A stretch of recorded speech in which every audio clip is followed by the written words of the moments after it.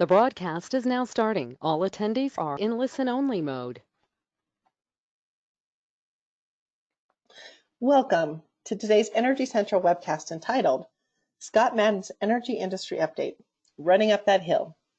A few housekeeping notes we'd like to mention. We acknowledge that given the current higher demands on internet connections, where many are schooling and working from home, technical issues may be more pronounced.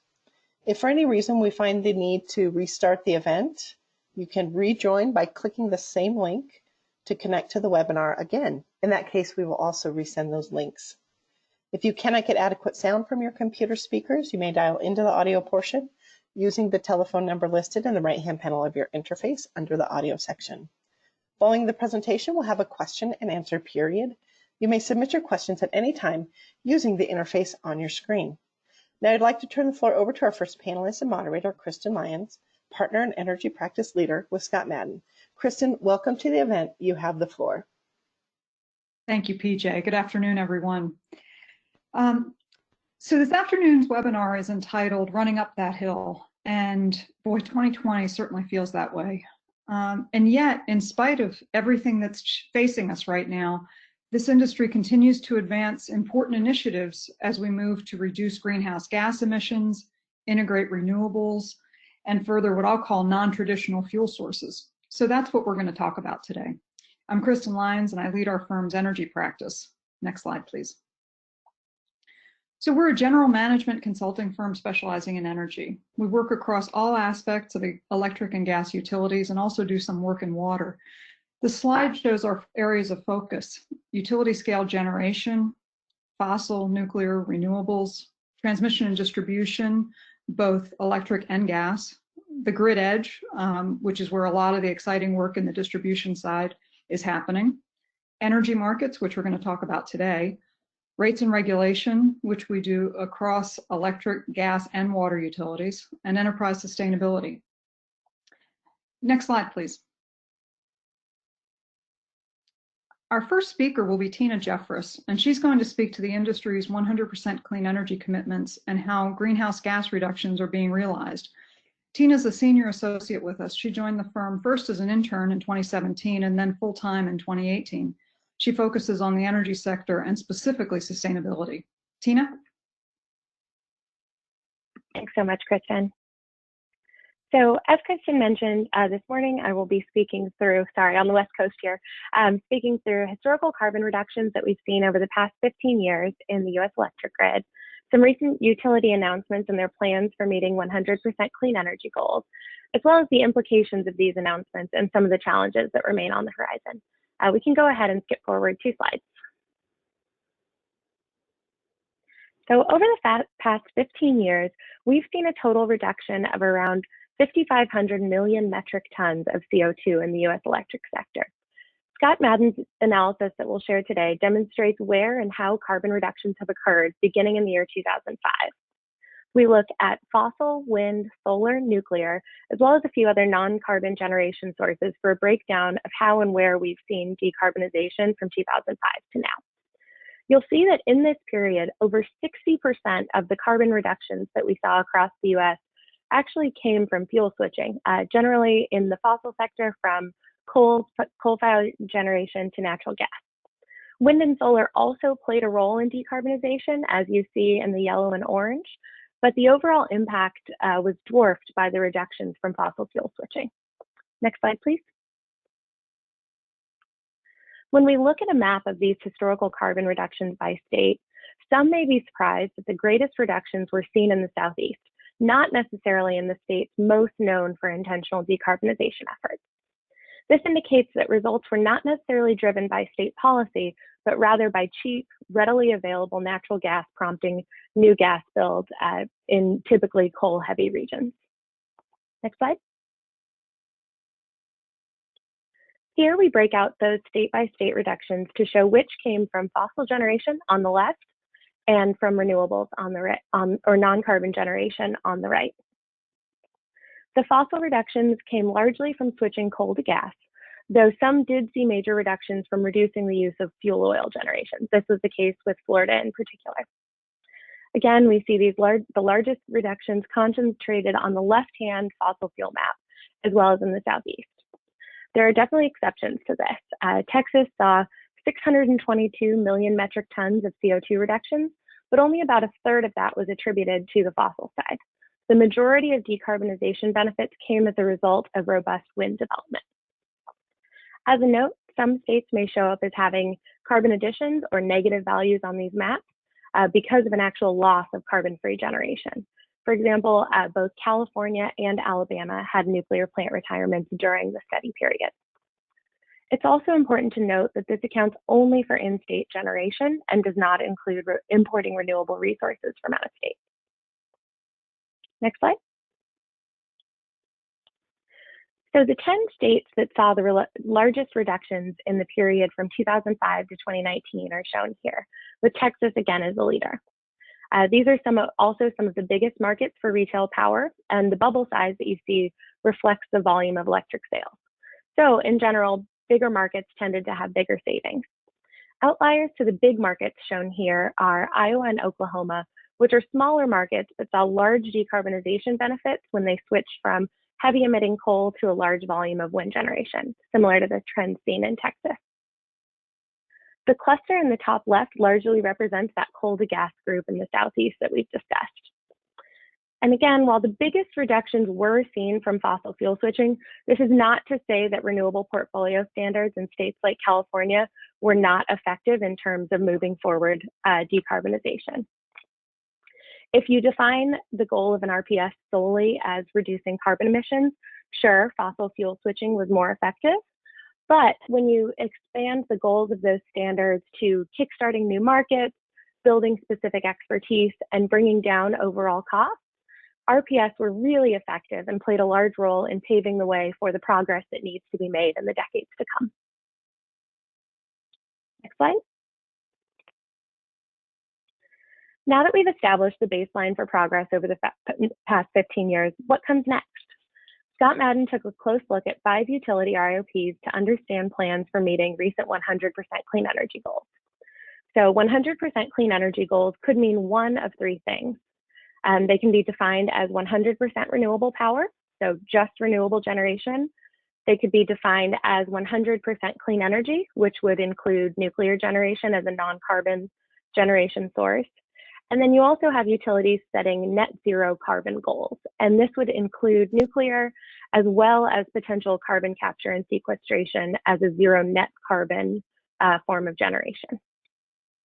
As of this month, about 40% of retail electricity sales are tied to either a state or a utility goal for one of those types of 100% clean energy. State goals here are reflected in blue, and service territories with utility commitments are shown in yellow. This 40% figure is based on 2018 retail sales, and those numbers will exclude large corporate, municipal, and co-op agreements. So it's likely that that 40% figure is actually low in terms of representing the US power sector as a whole and the move toward clean energy. So in purple, we've highlighted the territories covered by the 5 IRPs that we'll be diving into. This includes Xcel's Northern States Power, APS in Arizona, Dominion, and Duke Energy Carolinas, as well as Duke Progress.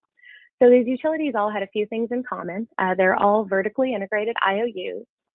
Each of the utilities had existing nuclear generation, which makes, in general, the 100% clean goals more feasible and more affordable. So not having that existing nuclear baseload would generally mean higher emissions now, as well as higher costs in terms of reaching those decarbonization goals.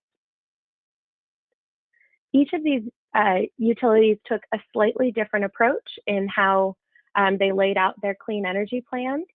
But if we go to the next slide, we're going to dive into our analysis that relates specifically to their least cost decarbonization approaches. And so each of these IRPs was released following the announcement of a 100% clean energy goal. And so their least cost decarbonization scenarios were not a traditional least cost analysis, nor were they the most aggressive path toward decarbonization, but it's the path that seems feasible given cost constraints and given the aggressive goals that have been laid out. And it's worth noting that all of these are 15 scenarios, and definitely do not get us all the way to zero carbon or 100% clean energy in 2050. So that we saw a few trends across all of these IRPs. First, each showed that there's a clear and definitive renewables and storage revolution coming. Significant renewable capacity is planned across all of the IRPs in the 15-year period. Second, gas does continue to have a role in terms of balancing the grid, enabling reliability, particularly for the next 15 years. And again, all of these utilities have existing nuclear that they'll continue to leverage, at least in the near term. Third, costs of these least cost decarbonization scenarios were generally lower than inflation estimates in the same period. The only outlier to this was Dominion, which estimated a 2.9% cost premium, which was slightly above the 2.4 or 2.5% inflation estimate.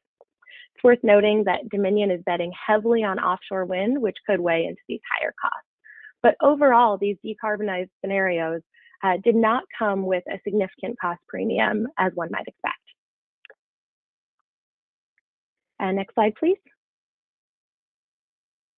So in this map, we define really how we saw each of the last few decades as well as those to come. So in the 2000s, as we've discussed, go-go gas, we built significant gas generation that led to those initial carbon reductions. And for the majority of the decade, gas was really gangbusters.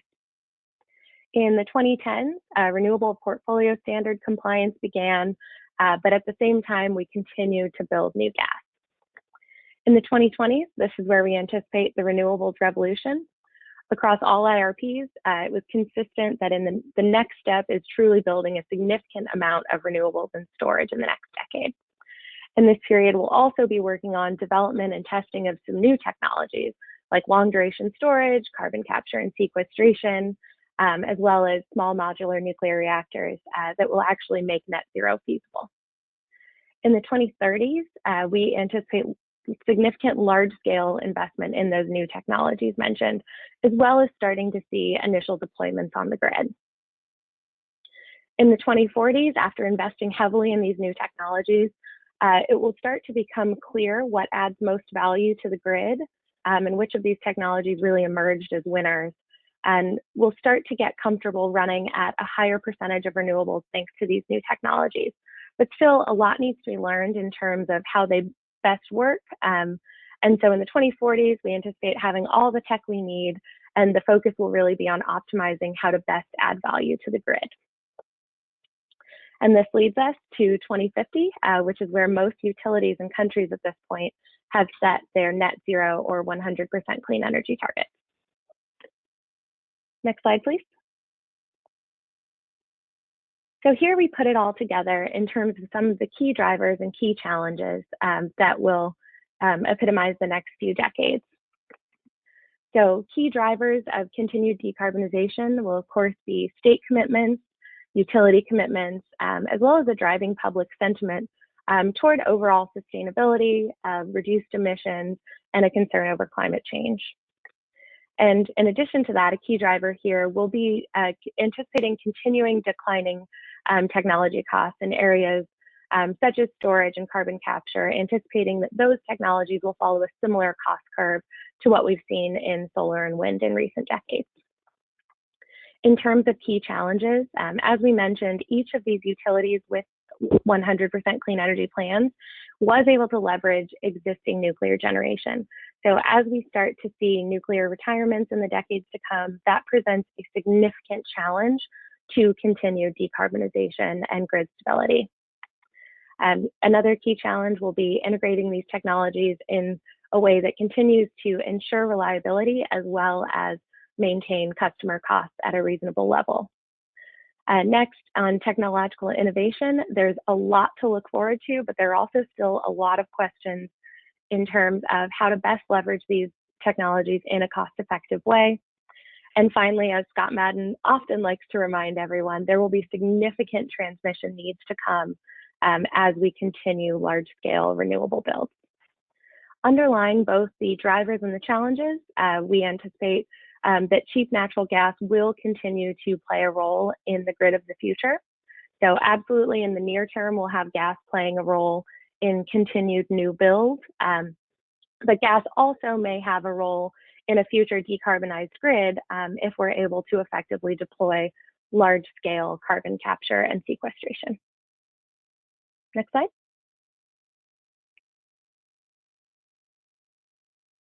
All right, great. So to reiterate what we've heard today, since 2005, the shift from coal to natural gas did drive over 60% of the energy-related CO2 emission reductions in the United States.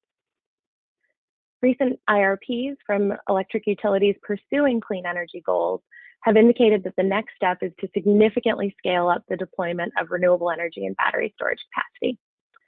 And finally, while natural gas will remain an important resource in terms of ensuring reliability, the transition to come will also require significant development of new cost-effective technologies, so long-duration storage, carbon capture and sequestration, as well as SMRs, to ensure continued progress toward decarbonization in the following decades. So we have a long way to go, but significant progress has been made, and we see utilities taking tangible steps toward reaching net zero power in 2050. Thank you so much. Back to you, Kristen. Thanks very much, Tina. Next slide, please. All right. So our next speaker will be Steve Courtney, who is going to talk about the evolution of electricity markets and how they're evolving in light of a rapidly changing resource mix. Steve is a manager with the firm. He's been with us since 2018 and in the industry for about 25 years. Steve? Yeah, thank you, Kristen. So in electricity markets, we'll take a look back at the formation of the 7 independent system operators, a transition that started just a little over 20 years ago. Certainly talk about what an accomplishment that was for the industry, but then we also want to talk about a set of really modern challenges that are facing the ISOs today. We're in a period of demand for clean energy, challenging economics for generation, and rapidly evolving generation fleets. And we'll take a look at how we see the ISOs responding. Next slide. And next slide. So prior to the formation of the ISOs, the generation segment in our industry was much more regulated, obviously.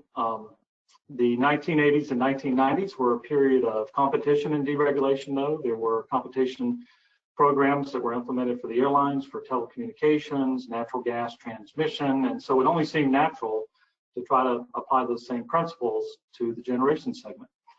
Following a set of legislative and regulatory developments, a few of which are shown on the left, this transition began under the oversight of FERC with the formation of PJM ISO in 1997. That was followed by California ISO, New England, New York ISO. Within about 2 years, more than a quarter of the country was compensating generation through these bid-based electricity markets as opposed to regulated rate-based approach. The transition was not without its challenges. Those of us who worked in the industry at that time certainly remember the California experience, the credit crises, and the state stepping in on that program. But as you look back, you would really argue that the ISOs have been a very durable and beneficial aspect of our electric industry. Certainly customer benefits. These regions have much greater price transparency. And then as much as anything, you would argue that the ISOs have helped usher in the much more entrepreneurial generation segment that we have today. Okay, next slide. We just want to take a look at a few of the developments, both from a legislative and regulatory standpoint on the top, and then market developments on the bottom that preceded the formation of the ISOs and then have occurred since. Certainly you would point out FERC Order 636, natural gas unbundling in 1992 was a significant step toward eventual electric deregulation. The Energy Policy Act in 1992. And then more recently, what you see is the ISOs continuing to evolve with the industry. The formation by PJM and ISO New England in 2007, 2008 of their capacity markets, for example.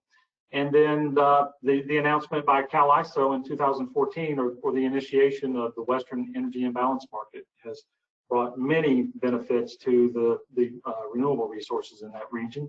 And then just last year, the announcement of an EIM by SBP. So what we see is the ISO is continuing to change with the industry. Next slide.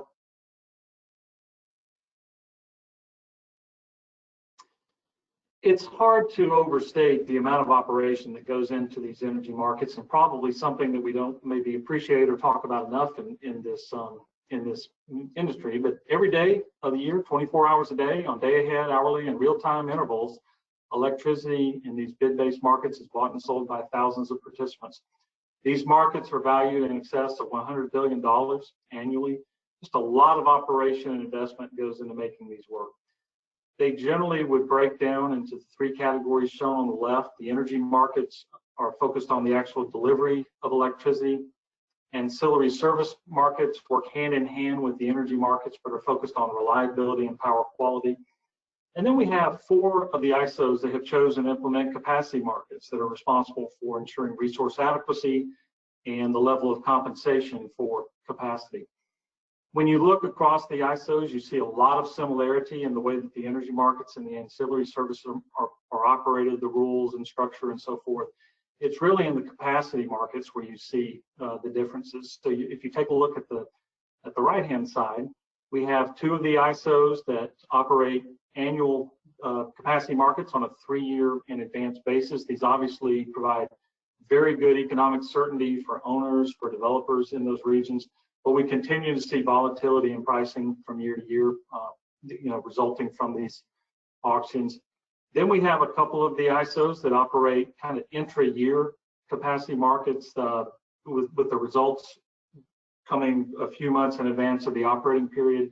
These do provide price signals for owners. It's interesting to note they also will align better to kind of the seasonal ups and downs of reliability and capacity needs.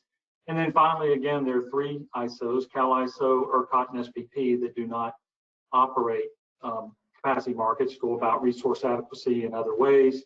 And it's interesting to note these are the regions where we see the really large build out in renewables in recent years.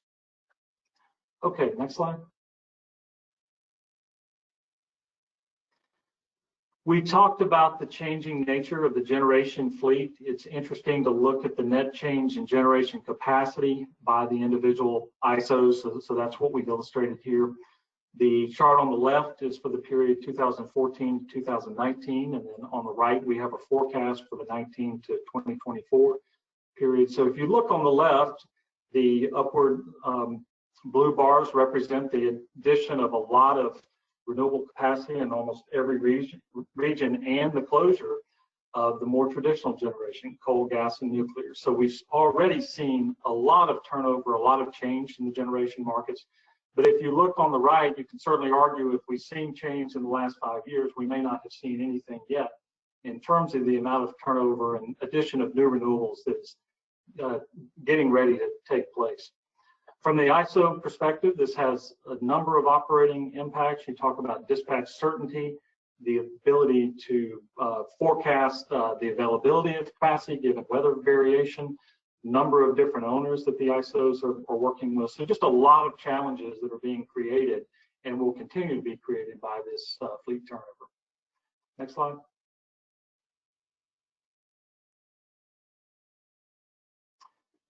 So mounting challenges. The original objective of the electricity markets was relatively simple: to apply principles of deregulation and competition to drive down prices while ensuring reliability. Today's ISOs are facing an entirely new set of challenges, though, on top of those continued original objectives. So we've tried to categorize several of those challenges.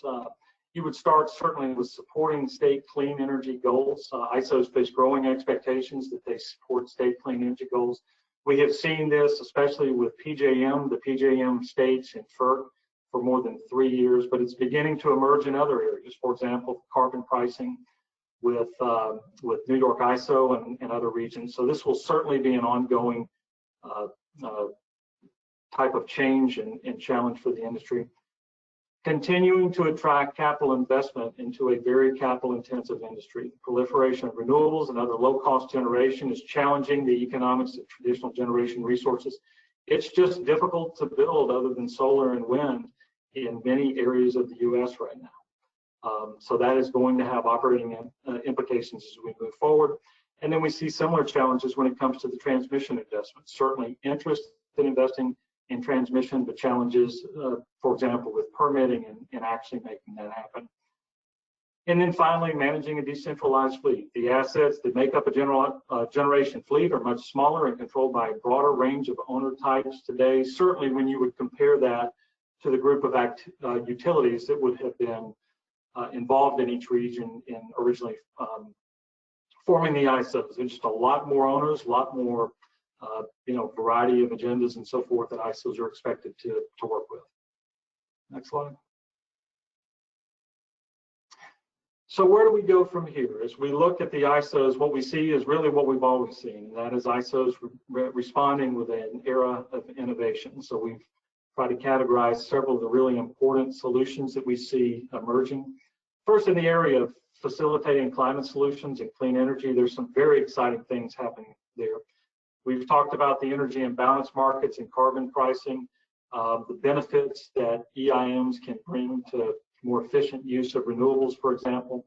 And then again, just a lot of interest in carbon pricing among ISOs, which is perhaps emerging in the industry in general.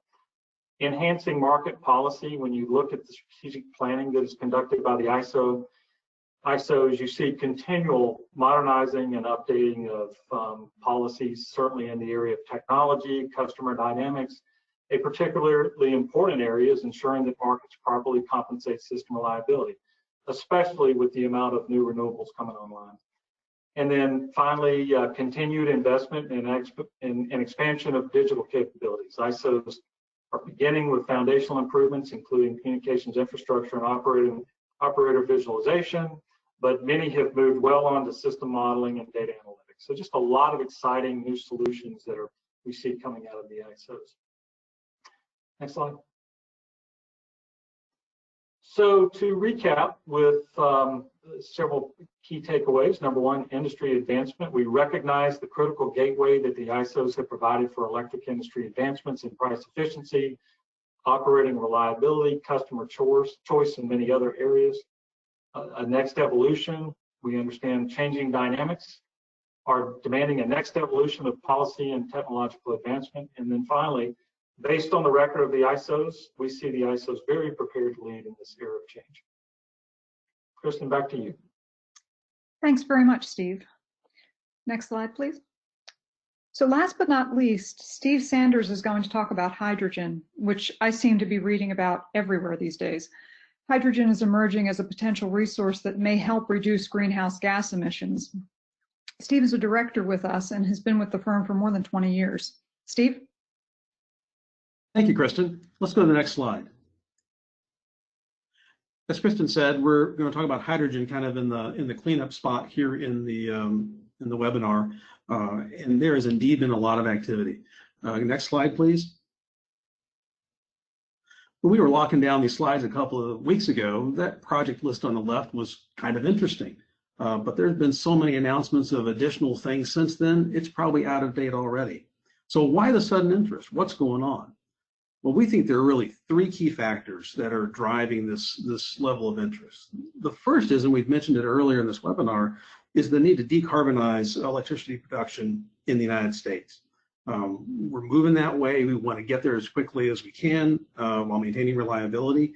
And in fact, on the East and West Coast, when you look at their all-electric initiatives, they're really pushing that envelope. Second, as we are retiring our fossil fuel dispatchable resources, we need a new dispatchable resource. We don't want to use electricity just when the wind blows or the sun is shining. So we need a way to have dispatchable energy that doesn't emit CO2 or emits it at a very, very low level. And then finally, we think the third element here is the idea that manufacturers, the equipment side of this equation, may be sensing a first mover advantage and may be really encouraging exploration into hydrogen to take advantage of not only the grants and the tax incentives and so forth that are available, but also to solidify their positions as preferred suppliers in the market. So now,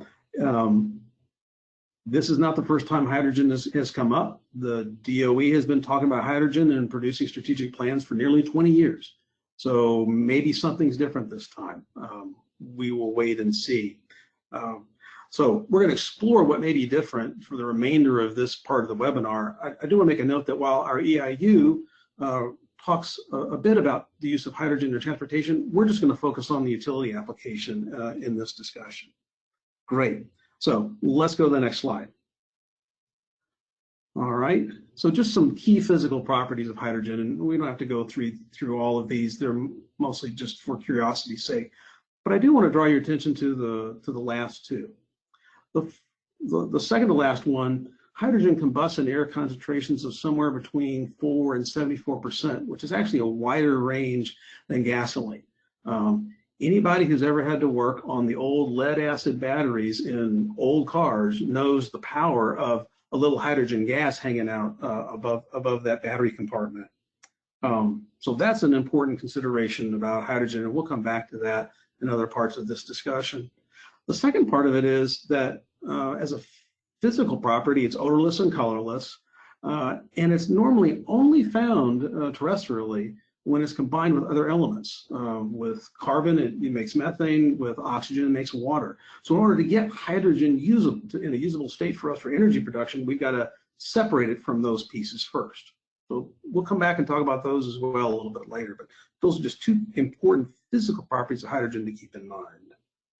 All right, let's go to the next page. So we've talked about how do we get hydrogen? Well, there's really three ways we can produce it today. We can produce it under what we call a gray regime, a blue regime, or a green one. So let's talk about gray first. So gray is the way we make about 95% of the hydrogen that we use today. Basically, you take natural gas and we run it through an SMR. No, not a nuclear SMR. No, we're talking about steam methane reformation. Okay, so we use steam. It separates the hydrogen off. And that works well, gets us a usable and cost-effective source of hydrogen. The downside is it's emitting CO2. So if you're thinking about that as a permanent route for creating hydrogen for the grid, probably not the way we want to go. Now, you can add carbon capture to all of this, which would get us to the blue hydrogen production. So we would add carbon capture and sequestration capabilities to those plants. So we'd capture, compress, and either sell the CO2 onto an industrial process that needs it, or find a suitable storage facility in the ground. The important thing to keep in mind there is that doesn't come free. The energy and also water required to operate the carbon capture system can be substantial. So that's probably not a long-term solution for producing hydrogen for us. Green hydrogen, this is the one that's probably getting the most excited press around it, and that's where we take a renewable source of energy like wind or solar and apply it to an electrolyzer, use water as the feedstock instead of natural gas, and out comes hydrogen and pure oxygen, right? So that seems like that's the way we want to do it longer term. Now, lots of technical hurdles to be crossed to get there, but that sure seems to have the most appeal. All right, so that's three ways to get it. There we go with getting hydrogen. So let's go to the next slide. All right, so we produced hydrogen. Now we're going to have to store it and or move it someplace. I think this is a really interesting slide from the EIU. Basically, on the y-axis, you've got all the components of the transmission, distribution, and finally in-use equipment, right? And then across the bottom, you've got the maximum allowable concentrations of hydrogen that you could put into those systems. And the thing that just jumps out at us is the illustration that this chart illustrates the idea of the weakest link. So yes, maybe the distribution system could handle up to 50% hydrogen by volume, but when you look at the compressors or you look at the engines and gas turbines right now, it's a substantially smaller fraction. So why is that? Why is hydrogen, using hydrogen, demonstrating these weak links? Well, it goes back to two physical properties of hydrogen. Number one, it's tiny. It wants to get out of every crack and crevice that it possibly can. And seals and valves that are perfectly acceptable for natural gas will not hold hydrogen. It will come out, right? And that's compounded by the fact that in order to have a useful volume of hydrogen, you've got to keep it under really high pressure. You know, kilo for kilo, hydrogen has about the same energy as gasoline, but that kilo of hydrogen takes up 3 times the amount of space that the kilo of gasoline does. So we got to keep it at high pressure, which just makes all of those gaps and cracks that much more susceptible to leakage. And then we get to the second point. The second physical characteristic is that when hydrogen leaks out, it's not inert. It likes to be, it's going to be combustible, and it's going to do it over this wide range of concentration. So you can imagine underground, in houses, in businesses, that's the last thing you want is that material leaking out. So inspections and leak prevention and detection will be critical. Probably have completely different regimes on equipment replacement as well. And by the way, just an interesting tidbit, you can't odorize hydrogen like you can natural gas because it's too light. There's not another molecule that wants to follow it around that we can smell. So that detection technology is going to end up being really and really important for the industry moving forward. You know, perhaps these challenges are the reason that today about 85% of the hydrogen that we produce is actually consumed on site by industry. We make it and we use it on site. So, all right, so we've talked about how we can manufacture hydrogen. We've talked about storing and moving it. Let's spend a minute or two talking about costs. So let's go to the next slide, please. All right. This chart on the y-axis, we've got the hydrogen production cost in dollars per kilo, right? And across the bottom, we've got a variety of different technologies. And these are all coming, this is a chart from the DOE. So let's focus in there on the third one from the left. It says SMR with CCS. So that's essentially blue hydrogen. All right. So blue hydrogen, the DOE is estimating can be produced at a cost of about $2.27 a kilo. If you're like me, you read that and you go, that's interesting. I don't know what that means. So if you translate that same energy amount into MMBTUs like you would for gas, that would mean you would be paying like $17.62 per MMBTU for natural gas. You say, well, hydrogen's way out of the market. What are we thinking about? Well, that's not quite fair because that gas price doesn't include carbon capture like the hydrogen one does. So it's a little bit closer than you might think at first glance, but there's still a ways to go for hydrogen to get competitive. All right, and then you can see across the bottom the various different technologies that can be used. Let's go to the far right and just look at solar PV electrolysis. So, okay, we're going to hook solar panels up, build an electrolysis facility, use water as feedstock, and make hydrogen that way. Well, that's great, and it's certainly very green. It's also certainly very expensive. It's expensive because of the energy costs required to break that hydrogen-oxygen bond. It's also expensive because of the gear that's required, the capital investment required for the facility. And there's one other thing to keep in mind about solar PV electrolysis that you don't necessarily see mentioned a lot in press, and that's the amount of water that is required, right? In order to run a 300 megawatt combined cycle plant on pure hydrogen for a year, we're a ways away from that, but just 300 megawatts for a year, you would need enough water to fill Orlando's SeaWorld 34 times. So fill it and drain it 34 times. And that's not processed water. That's not putting it back. This is like agriculture. It's gone. So you can see in a lot of places in the United States and other parts of the world too, water availability is going to affect adoption of hydrogen. All right. So let's go to the next slide. So what would it take for it to go big? Well, we kind of see a process. We see blue and gray hydrogen being produced at higher quantities as we test out the rest of the storage and the distribution system and refine the right way to make that work. We see the need for hydrogen and natural gas prices to get a lot closer to each other, and that's really with hydrogen costs coming down. We also see there's the need for probably sustained excess renewable generation. I guess there could also be excess nuclear generation to run the electrolysis equipment. That's going to be required for quite a while. And then finally, similar to what we saw with wind and solar, we think there's a real opportunity for tax incentives and grants to jumpstart this industry and help with the key investments required to really explore the capability that we could have with hydrogen. Okay, so let's go to the next slide.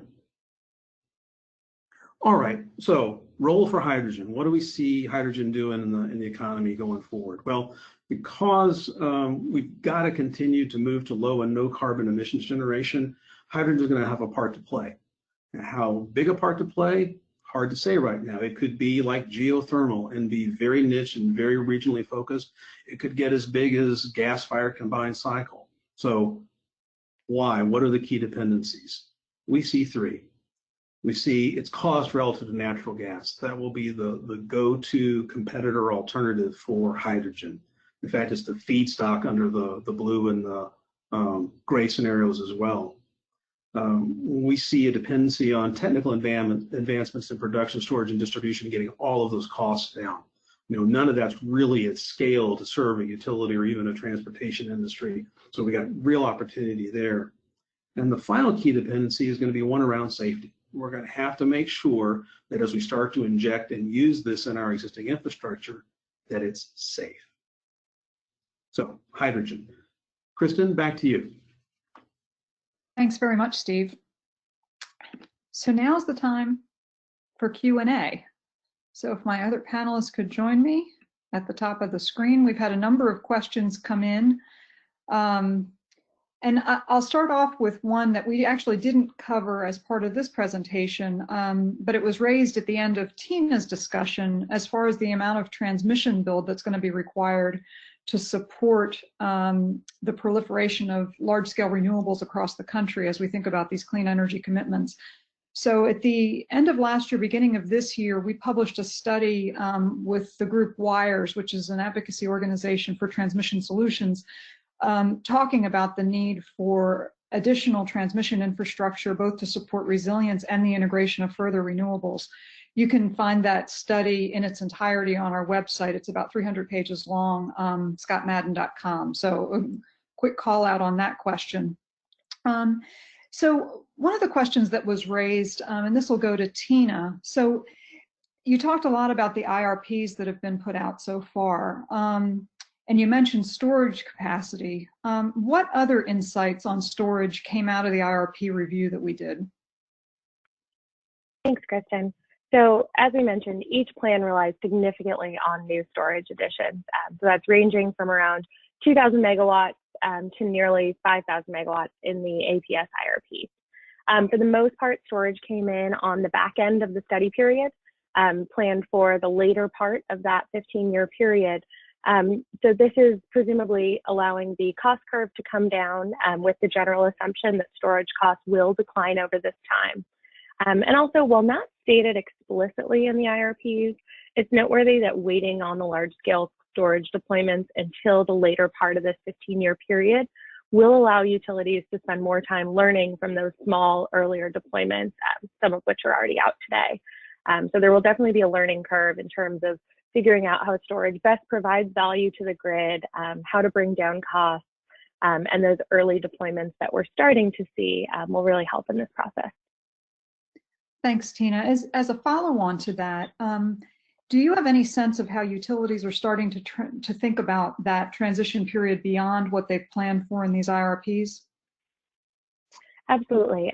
So while, again, we're not getting quite out to the 2050 period, Dominion did run some scenarios out to 2045 where they cited long duration storage, carbon capture, and specifically called out SMRs as part of their strategy to reach net zero carbon. So while there is some incremental gas build initially in all of these studies, APS was a bit of an outlier in that they called out that all of their gas will either be acquired through merchant PPAs or will be flexible and potentially hydrogen ready. So we see some hedging and some looking for optionality in those latter years to keep moving towards the decarbonization that the values we just don't see yet in those 15-year scenarios. So other plans don't specifically call out technologies. So it does leave it somewhat open-ended in terms of how they will meet the specific net zero goal. But without a doubt, everyone is anticipating declining costs in these new technologies, as well as increasing efficiency in hydrogen, long duration storage, carbon capture, and SMRs. Yeah, some pretty heavy bets on the out years for those technologies. Exactly. Thanks. So you did mention SMRs, and for those of you on the webinar, we actually published a piece on SMRs a while back, and that link is being made available through the chat. I believe our moderator with Energy Central has posted that for you all if you have questions there. So a number of the questions that we've gotten in, Steve Courtney, are talking about the Southeast market. So, you know, large portions of the Southeast and the West operate electric systems outside of a formal ISO structure. Can you talk about what we're seeing in terms of possible movement towards some flavor, whether it's an energy imbalance market or an exchange market? Certainly. So, you know, for the regions across the U.S. that do not operate ISOs currently, we don't necessarily see movement toward the addition of an ISO, but there certainly is movement toward more collaborative market activity when it comes to electricity. We talked in the West with California about the energy imbalance market that CalISO has operated for some time. They are about to move into an 11th state with the expansion of that market. We also had an announcement last year from SPP, you know, similarly establishing an energy imbalance market. What we see in the Southeast is at least some discussion and collaboration among a group of the larger electric utilities with interest in forming what's called the Southeast Energy Exchange Market. It would not be an actual EIM, but again, it is a step in that direction of a more regional dispatch and would be designed to try to optimize the renewables assets that are coming online in the next years. And the Southeast has actually been interesting to watch because there have already been a couple of failed attempts to set up some flavor of RTO going back, you know, 15 years with C-Trans, Grid South, and this is a little bit different flavor than what we saw originally, like you described it as a exchange market instead. Right. So Steve, can you talk a little bit about the way capacity markets are evolving? In some markets we have them, some we don't. How's that playing out? Right, exactly right. So again, there are 4 of the 7 ISOs that have chosen to implement capacity markets. The other 3 have not. There's no strong indication that, you know, that aspect of this segment would change. Those who operate them seem reasonably satisfied, and vice versa with those who have chosen not to.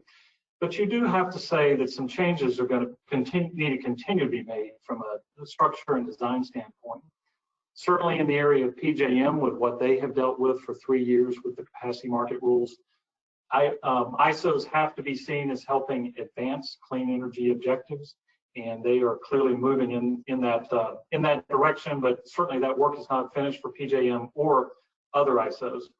And then you do have to be a little concerned about the ability to maintain reliability in regions that do not operate ISOs, given just the continuing low energy price environment that we're seeing with such an influx of renewables. We may have seen some of that in California this summer. There are sort of different explanations for that event, but nonetheless, rethinking reliability in an era of so much renewable generation and the impact that that has on more traditional resources is going to be very important. Thanks, Steve. So we've gotten a couple of questions on hydrogen. The first one, and I'll actually chime in on this one as well, are there safety standards for hydrogen? And in full disclosure, I happen to be married to a combustion scientist. And when he was in graduate school, we actually had this conversation recently. He talked about the fact that, you know, 20 years ago, 20, 30 years ago, we were talking about the new hydrogen economy. And here we are again. And Steve described some of the very real challenges of hydrogen because of the form that it takes and the tiny molecule it is. Steve, do you want to say anything further on whether the standards are evolving there?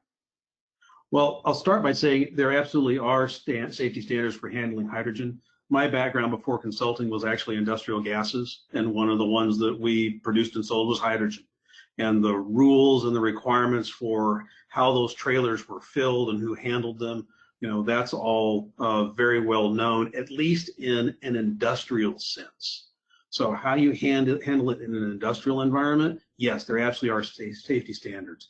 I think what we don't know is, well, what's the susceptibility of a 20-year-old gas stove to a 2% or 3% hydrogen content?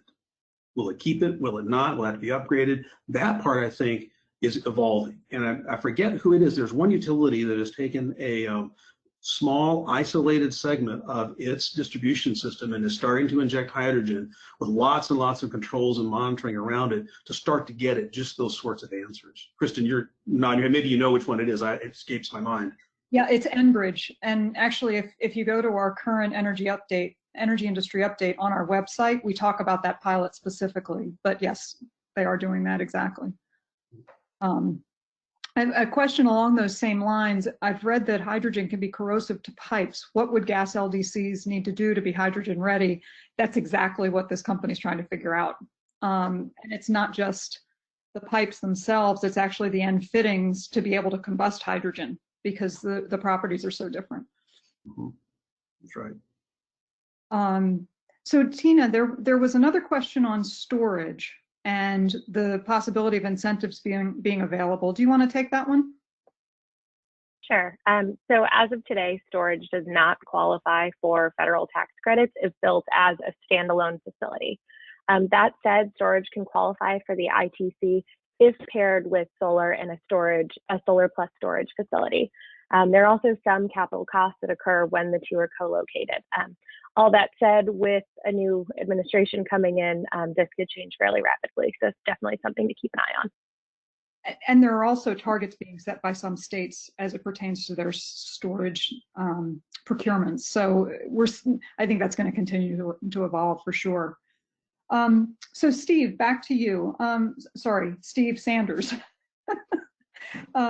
Some believe that natural gas to make hydrogen is not a long-term solution. And we're hearing this a lot because it's expensive and it's not carbon neutral as it stands.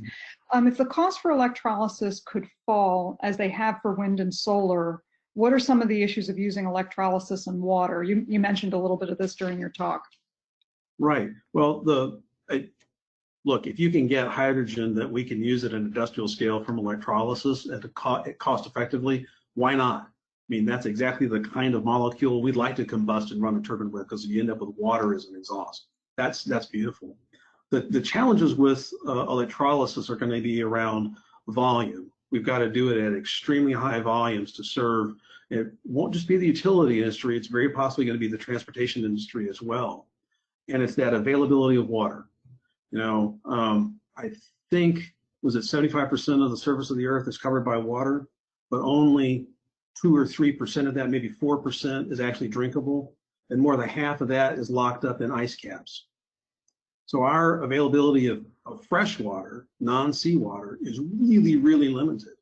And thinking about taking huge chunks of that to produce hydrogen to make electricity is probably going to be pretty rough in a lot of regions in the world.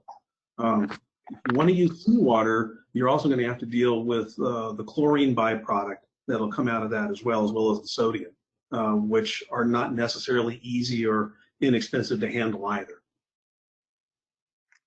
Thanks for that. So we got 2 additional comments in the comment field. So in a gas station, we're going to have gas, fast chargers for electricity, and hydrogen. I'm not sure that that's how it's going to play out. My personal view is that some of the other use cases for hydrogen may advance before electric vehicle charging does, for instance, but who knows? We also got a comment that this person lives in Scotland and Fife is running hydrogen in the gas northwest. The trial's being run by Scottish Gas. So that's 2 companies that we're aware of now that are integrating some of that. So on hydrogen, you know, Steve Sanders taking a step back, saying, so should utilities be at the forefront of trying this stuff out? Is this going to be something like coal gasification that, you know, again, quote, flash in the pan? What do you think? I think there's a strong role, there's a big role for utilities to play. We need an alternative, right? The way we're going with renewables and the way we want to go with carbon, we're going to end up with reliability problems. We have to find a zero carbon dispatchable source of energy. We need to do that. And hydrogen has a lot going for it. We have technical problems to solve around how we handle it, and those then directly relate to cost, right? But absolutely, especially when We potentially have manufacturers who are beating down doors saying, please let us help you with a hydrogen project. We've got governments that are saying, we've got grant money, we've got tax incentives. Why not experiment with this, right? It would be, I think, to go the other way and just ignore it would be foolish. There's an opportunity to find out how it works on your grid, or to start injecting some of it, low concentrations into a combustion turbine, and start to understand how hydrogen concentrations affect the operation and the maintenance of the turbine. I say go for it. Why not find out now? Yeah, I think a lot of companies are taking that view. Mm-hmm. So Steve Courtney, is there an update on what's happening in the PJM capacity market and some of the challenges with participation of states with specific subsidized generation assets? There is. So PJM reports they believe they're back on track with FERC. As you know, they have been looking for a solution for the capacity market for years. They believe that this use of the minimum offer price rule in establishing a floor on bid prices submitted by assets that collect state subsidies is the way to go. It appears to be worked out with FERC, and they are saying that they will conduct the next auction in June of 2021. That will be for the 2022-2023 operating period, so it's only about a year and a half ahead. As we said, they like to conduct that market on a 3-year ahead basis, and so there's an intent to shorten the cycles going forward and try to get back to that 3-year limit. Yes, they do appear to be back on track with FERC. Great, thank you. So we're just about at time. PJ, can you please flip to the next slide?